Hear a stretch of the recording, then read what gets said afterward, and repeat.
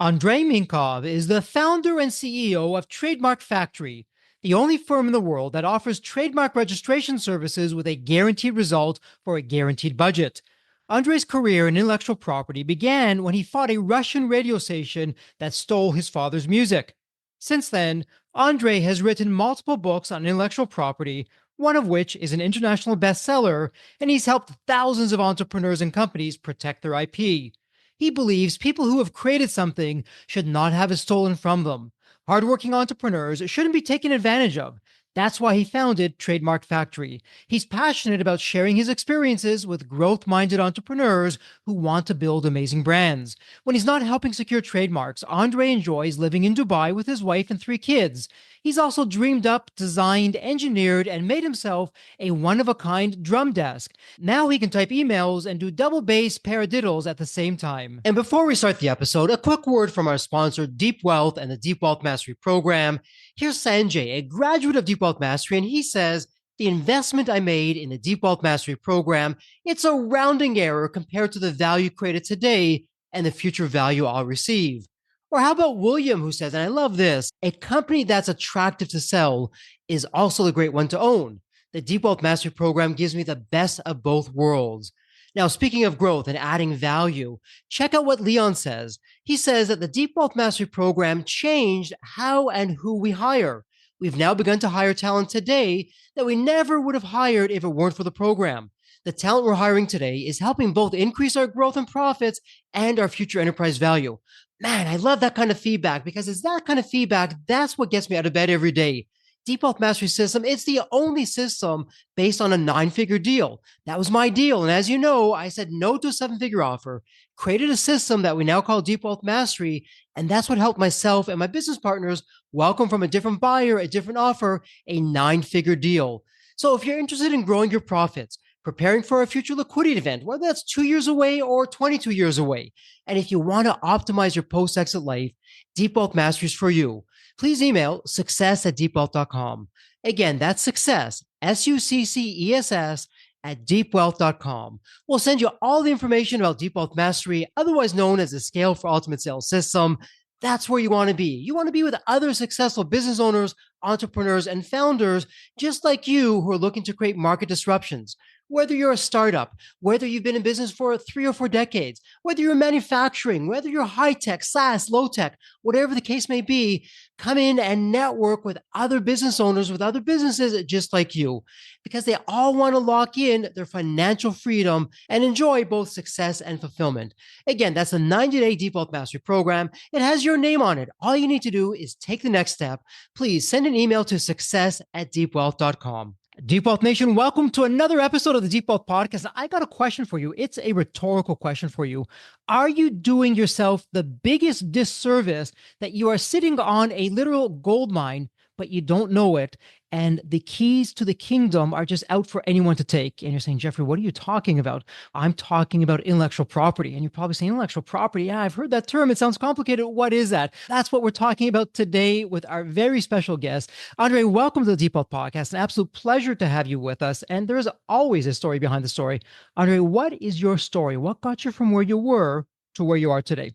First of all, thanks for having me. Excited to be here with you and your audience. Really, how the whole thing started for me and my deep dive in the world of intellectual property was, as it often happens, a very personal event. My father, who was a famous composer in Russia, caught a radio station that stole one of the songs that he wrote. And that actually used to sing with him on stage when I was like 7 years old. And they turned that into an ad for Samsung without his permission. When he called the radio station and told them that they couldn't just take his music and use it as they pleased, they told him to sit down, shut up, and be grateful that they're making his music even more popular.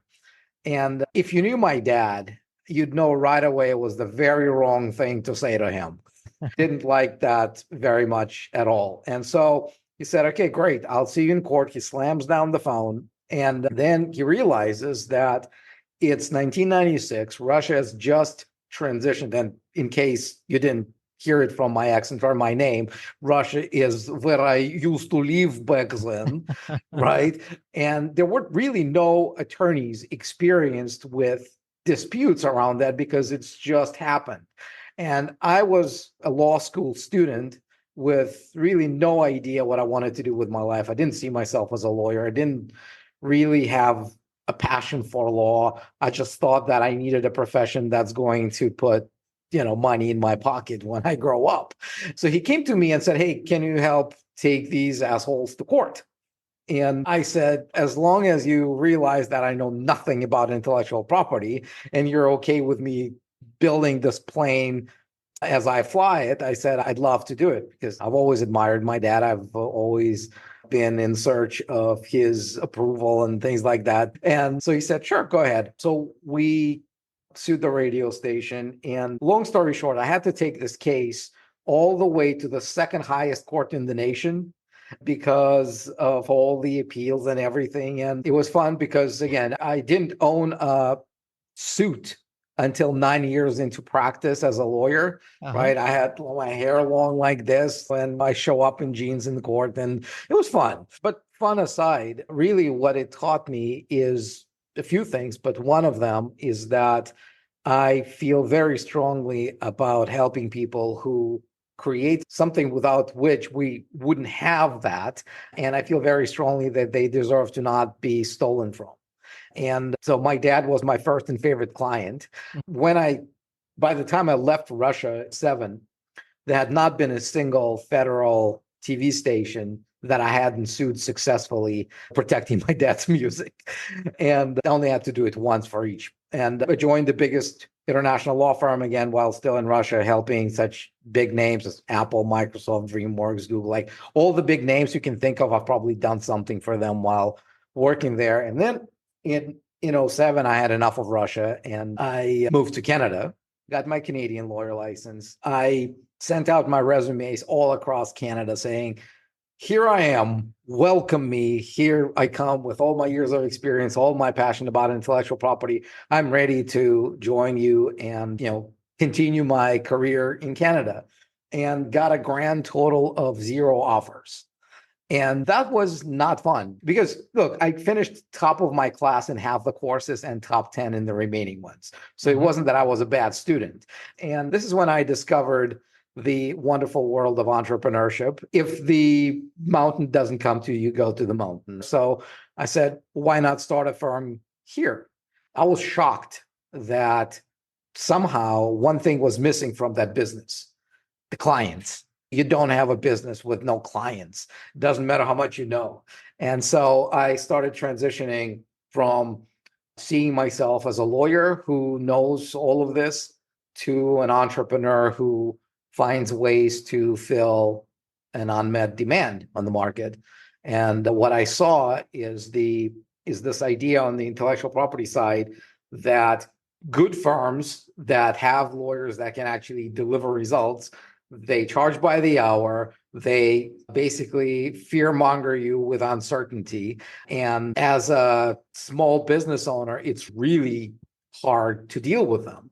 So it explains why so many brand owners, startups, and small business owners, they basically try to delay it until the last second before they go to get proper legal advice on those things. And I wanted to build something that would give them a different experience, which would be one flat fee, guaranteed result, all of those things. I'm feeling it's turned into a much longer monologue than you probably wanted, but that's really how I got here. What a fascinating story. So, what I'm hearing you say is it started with your father, like a typical entrepreneur, came up with something unique, big corporate took it, they gave him the one finger salute, and you came in, figured it out, really mastered the system in Russia. You left Russia, and now you're really helping entrepreneurs globally really make a difference, and you're breaking all the rules. I love how you set up to go into your own practice, your own business, to find a very unique market fit for yourself. And so for the listener in Deep Wealth Nation, Andre, who they've heard the word intellectual property, they've heard about trademarks, maybe they've seen it in the movies or read about it in books, but that's the basic extent to it, other than it's expensive, it's time consuming, it's complicated, all these legal bills. That's all they know. What exactly is intellectual property, trademarks? Why is it important? Intellectual property really is an umbrella term. You don't Mhm. own intellectual property, meaningless unless you specify what kind of intellectual property you own. And there are three main ones. It's patents, copyrights, and trademarks. So quickly, to identify the difference. So copyrights, they're really about content. You own content, not for the idea behind that content, but how that content is expressed. If you write a book on intellectual property, the information contained in there is not protected by copyright, but how you sequence the words, put them in paragraphs and chapters, that is. If you write a song about a girl meeting a boy, same idea. Anyone can write other songs about girls meeting boys, but your melody, your rhythm, your lyrics in that song are protected by copyright. The other part is patents, and that's as close as you're going to get to protecting the underlying idea of your invention. If you come up with a unique product or a unique method of doing certain things, you can get that protected. With a patent, it's extremely expensive, it's extremely long, but if you really have a unique product, you may want to consider that. And trademarks is a completely separate field, is how you protect the brand. The way I look at branding is, or trademarks really, is try to imagine yourself walking in a supermarket and you walk down the aisle to straight to ketchup or toothpaste, right? It's got the same glop sitting in different bottles and tubes, but it's the brand that makes you buy one over the other.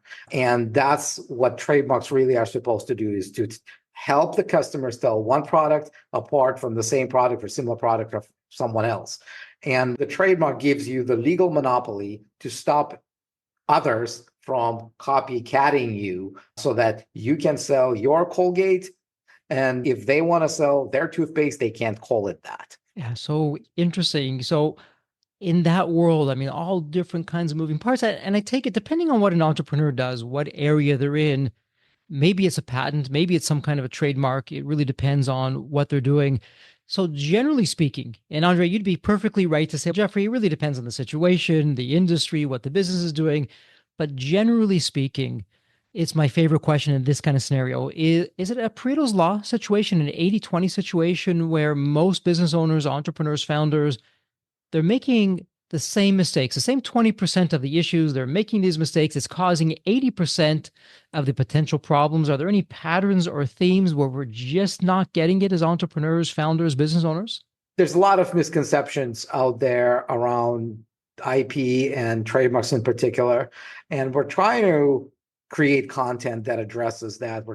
Me being on your show is one of those attempts to actually help entrepreneurs who have those misconceptions, to get rid of those misconceptions and have clarity about what's the right way to deal with that, right? Whether they go with me or they go with someone else, which why would they? But in all seriousness, the biggest mistake that I see is this idea that there's a point when, hey, we're too small, we don't need this.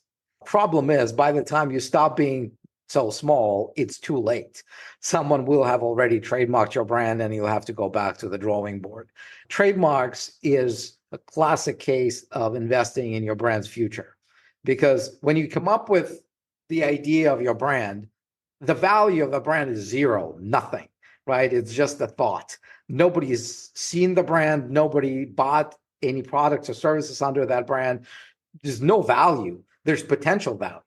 And the real value goes up, hopefully, with you building your products, building your services, building your goodwill, building up your name, your social media presence. Like all those people who know you, they give value to your brand, not the word that you picked for the brand or the image that you picked for the logo. It's the customers that give you value and your products. Similarly, the problem is the moment you come up with your brand in Mhm. your head is the most registrable your brand will ever be as a trademark. So you get this gap where the value goes up and the registrability goes down, because the more your brand is out there, the more you're not trademarking your brand for yourself, the more you're opening yourself up for someone doing it.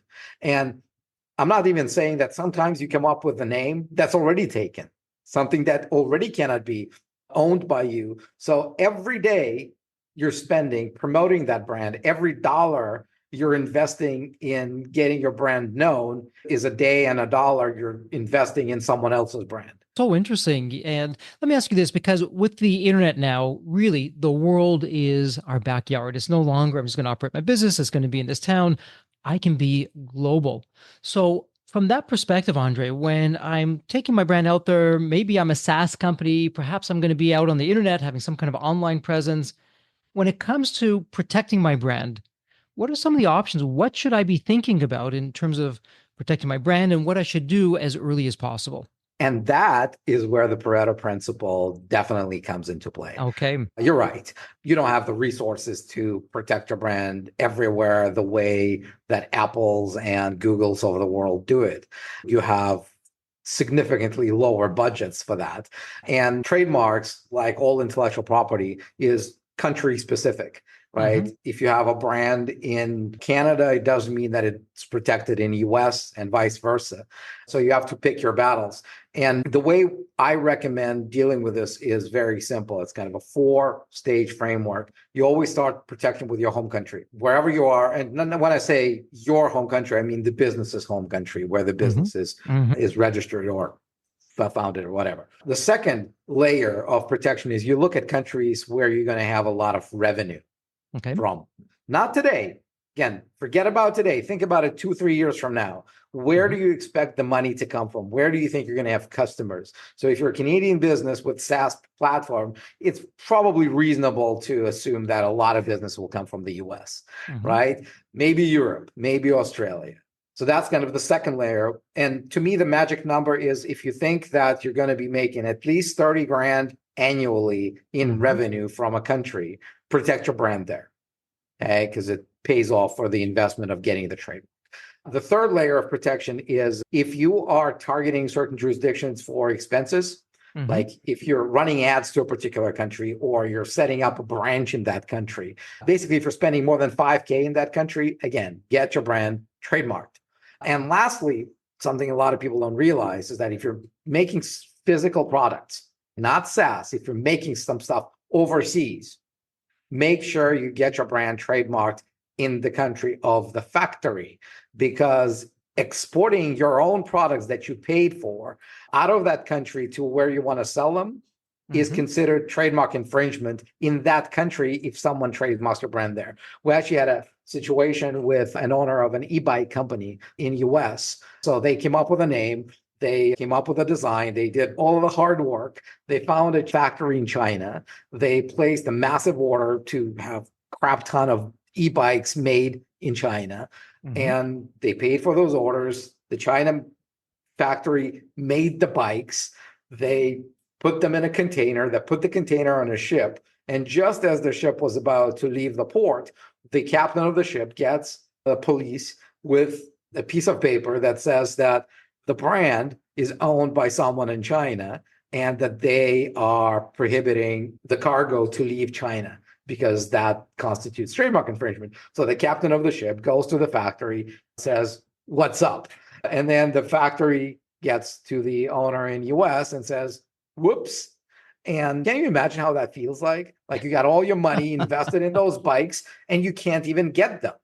And you have to pay someone for it's insane. Because what do? Do you burn that? You basically say, okay, we'll walk away from all this money and all these bikes. Do you pay off someone who trademarked that brand? And there's no good solution. I've told the story a few times and said, really, the only good solution there is to get on the time machine, turn on the flux capacitor, and go back to the time a day before somebody filed that trademark in China and not have this problem at all, right? And another example, just to give you some context about how time specific this all is, you know the company 11 Labs, right? These guys are absolutely amazing with their sound AI. I use them all the time. So I was doing some research. Turns out that they filed their trademark for 11 Labs on the same day as someone else ran to the trademarks office and they filed the trademark for 11 Labs. The other guy filed his trademark a few hours before 11 Labs did. And guess what's happening? The USPTO refuses 11 Labs' trademark because they have a prior pending application. And whether or not they win, which they might, I can guarantee you they're going to spend a lot more resources than would have taken had they filed their trademark a day before, right? And all of this is just a great lesson that timing is everything with trademarks. Wow. So in that particular case, what I'm hearing is a good friend of mine says, Jeffrey, timeliness is next to godliness. And so timing is everything. And Andrei, as you're going through this, if I take a little bit of a cynical approach here, are there trademark trolls that are out there? So they see a company that's up and coming, they haven't trademarked the name, they will just create a company. They're not going to go in the business, but they want that company to pay them off, or they want to create some difficulties, or maybe sell that trademark or that company so the company can begin to legally use what they've been doing anyways. And what's been really from the very beginning, they've been doing everything right, except they didn't get that trademark. Is there a lot of that going on?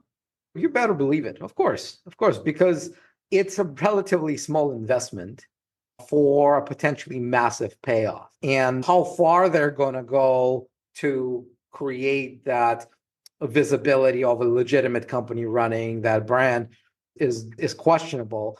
But no matter how far they do it, even if they do the bare minimum and you have a 90% or 99% chance of winning in a court, it means you still have to go to court. It means you're going to have to pay lawyers, and it means you're going to have to waste time. And it means you're going to have your focus taken away from building a business toward having a fight over something that really shouldn't have been a fight.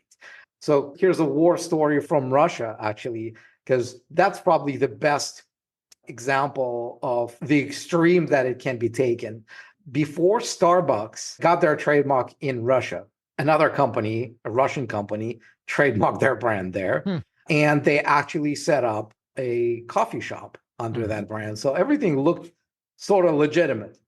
Everyone understood, everyone knew, but it took Starbucks 7 years of litigation to get that trademark. 7 freaking years.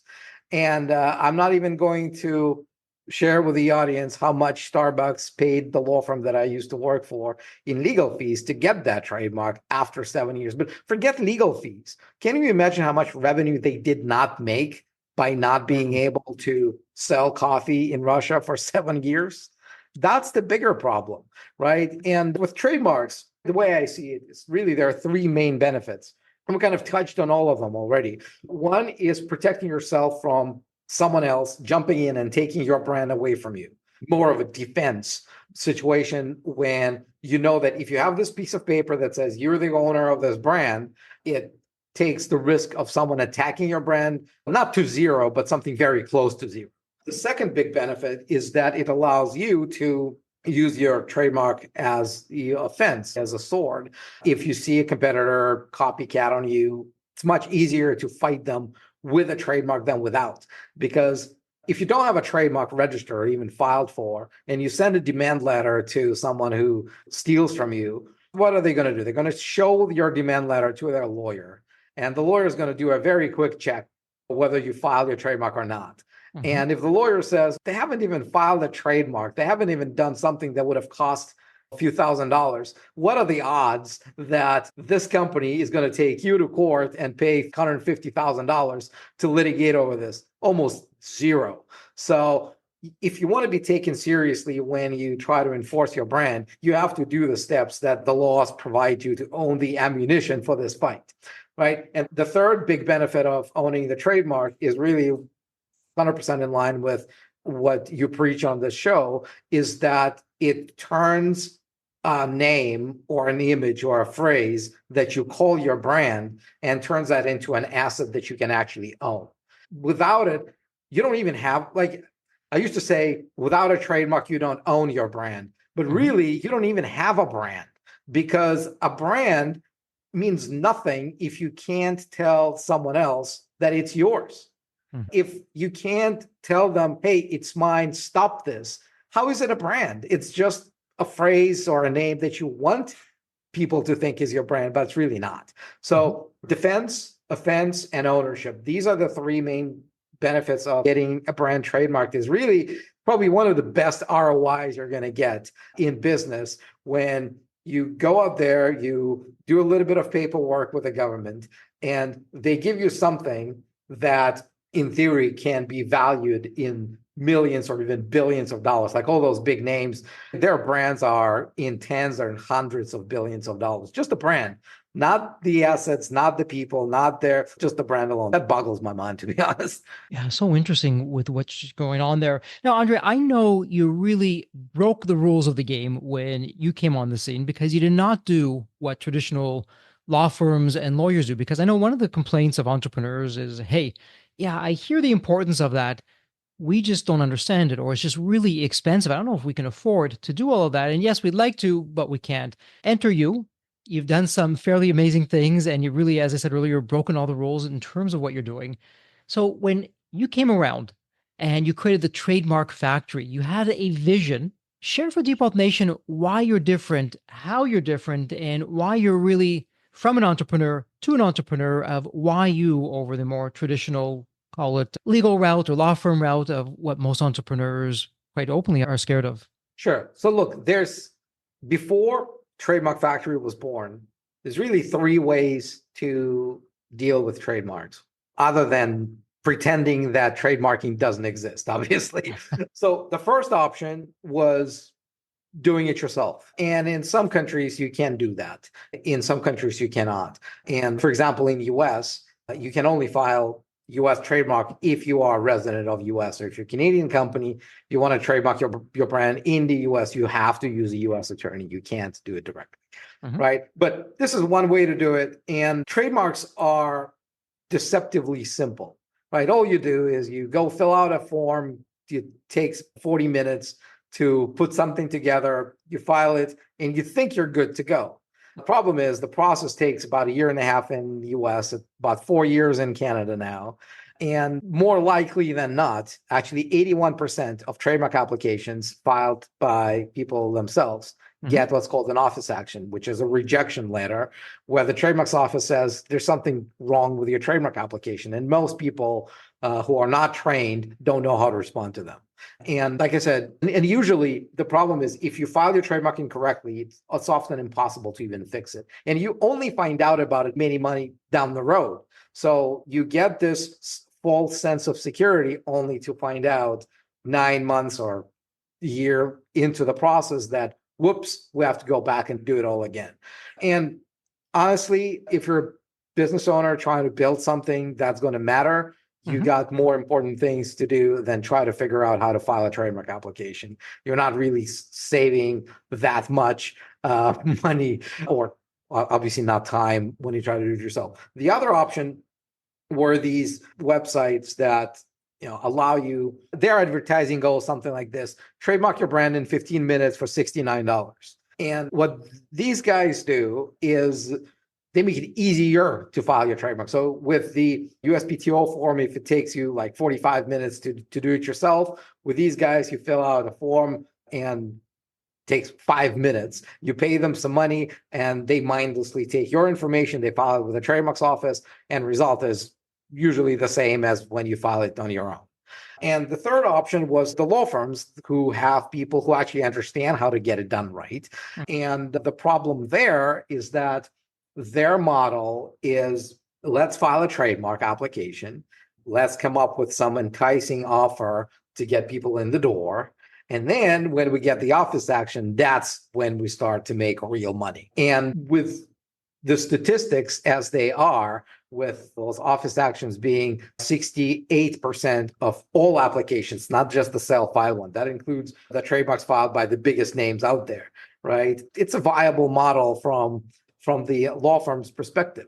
And I didn't think that this was a fair situation for entrepreneurs. And I saw that there was a need for something different, for something that would allow business owners to have a predictable cost for the whole thing from start to finish, no matter what happens in the middle with those office actions, that would give them a high rate of success, and that would kind of back this up with a money back guarantee, not because they really need the money back, but something that would assure them that our interests are aligned. And that's how Trademark Factory was born. And we got a 99.3% rate of success with the trademark applications that we file. Compare that to the industry average of 51.2. That is almost double. That is phenomenal. So, Andrei, let me ask you this.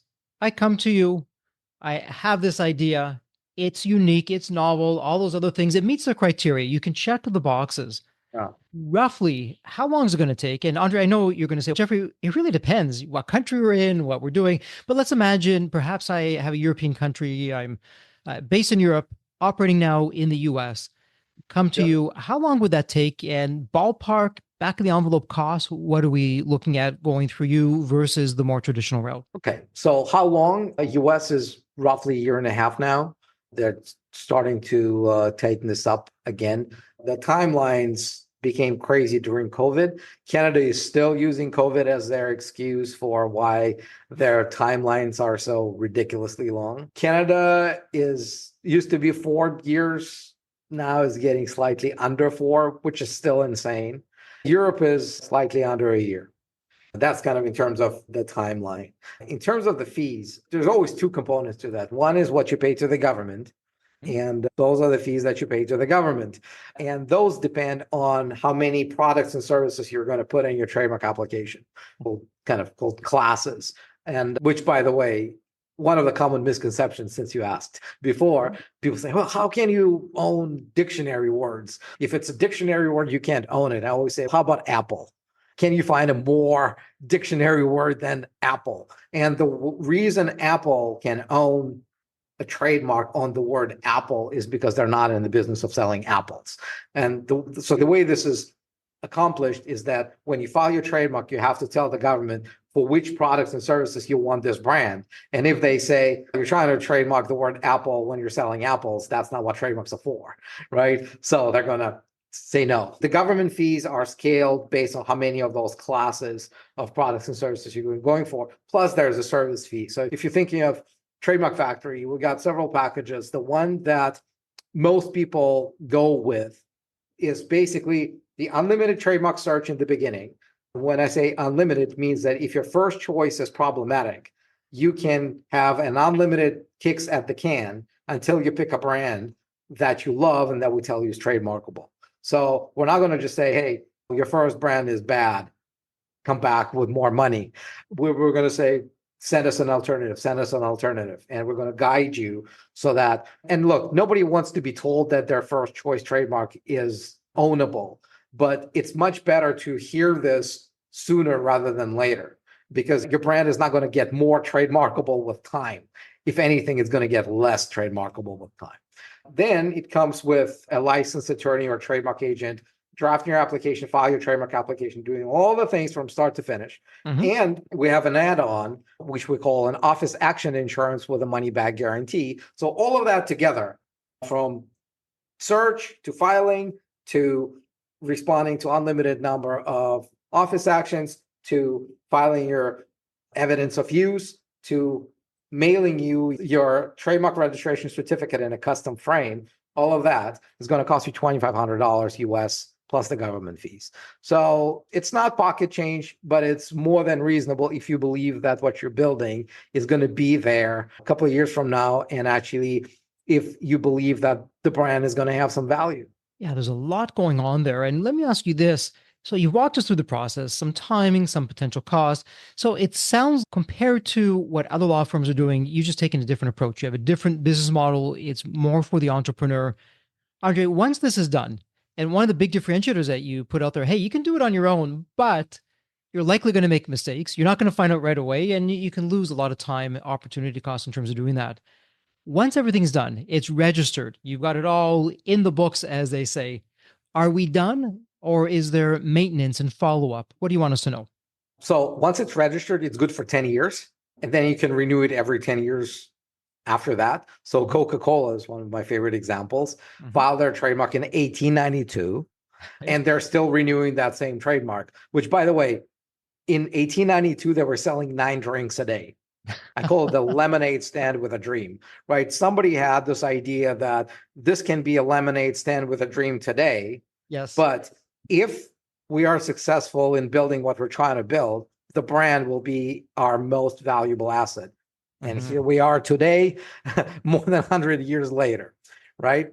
So 10 years. In the US, there's one additional maintenance filing that you have to do between the 5th and 6th anniversary of your trademark registration. A Mhm. lot of business owners who file their trademark on their own or who file their trademark through someone who doesn't notify them of this lose their brands because they have no idea. They got Mhm. this trademark registration in front of them Mhm. and they do nothing expecting that someone will tell them, and they don't.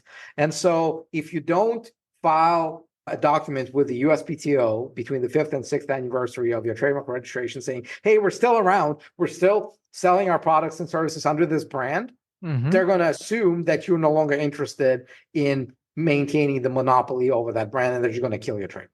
But other than Mhm. that, there are Yes. no annual maintenance fees. There are no nothing, right? So if your brand survives 10 years, Mm. renewing your trademark every 10 years is going to be the least of your financial concerns.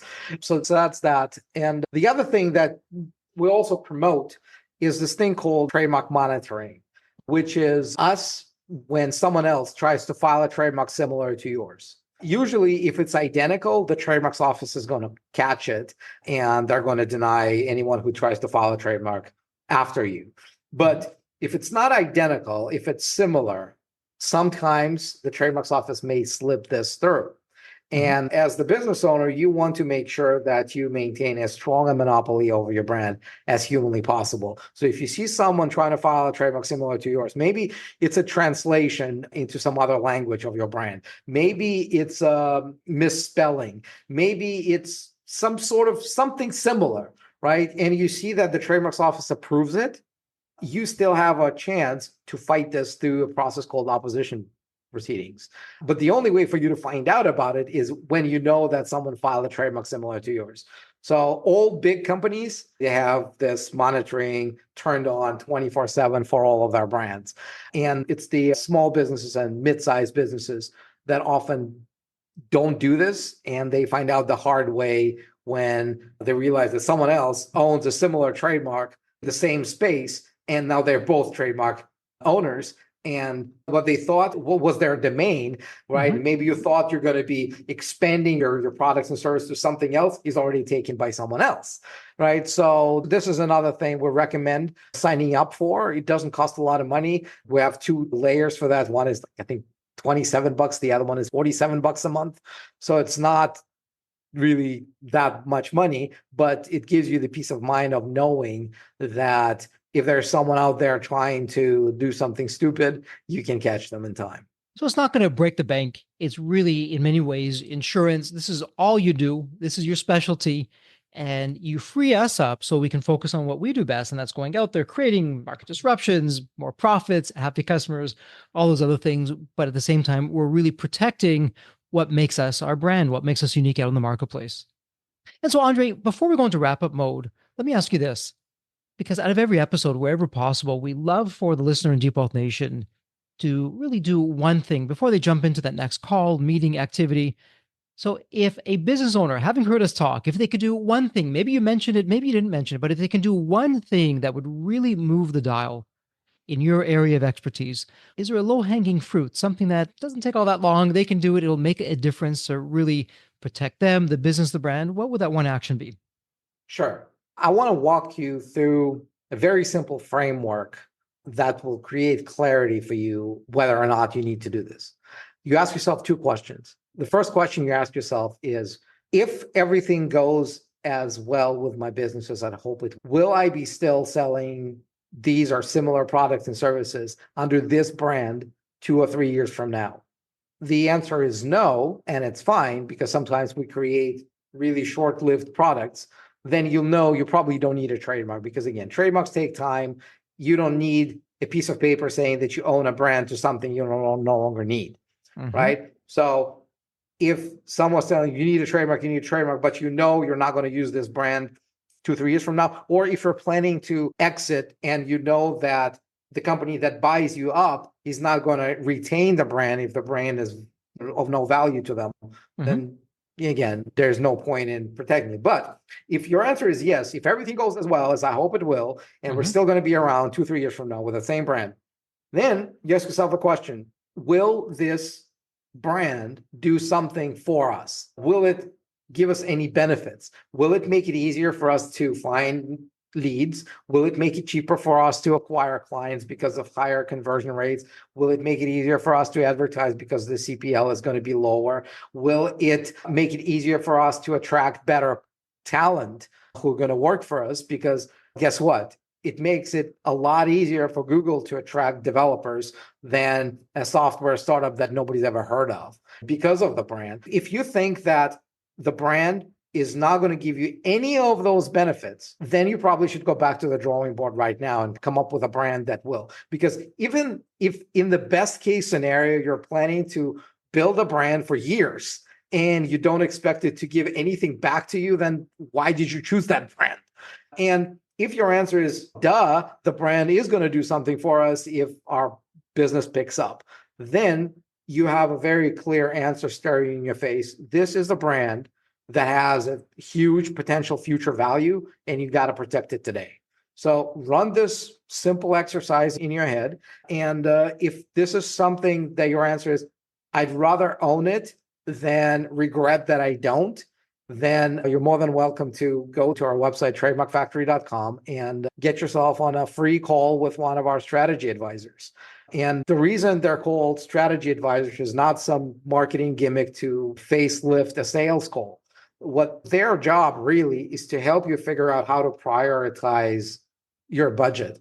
Because obviously you need a budget for trademarking. Obviously, we're here to help you protect your brand. But if you're like, should I start with my logo, or should I do the tagline, or should I do the name, or maybe I should start in the US and maybe I should do Mexico, like all of those things all those million questions that probably rushing through your head, maybe as a result of this interview, that's their job, to help you make it really clear how to prioritize it, what to start with, what can happen later, and things like that. So get on that call with them. They'll walk you through the process. And if you feel that we're a good fit to help you own your brand, we'll be happy to welcome you to the Trademark Factory family. That's a terrific, really terrific outreach, something to think about. Default Nation, you've heard it right there. We're going to revisit that, Andrei. We're going to put a pause on that for just a moment. We're going to go into wrap-up mode.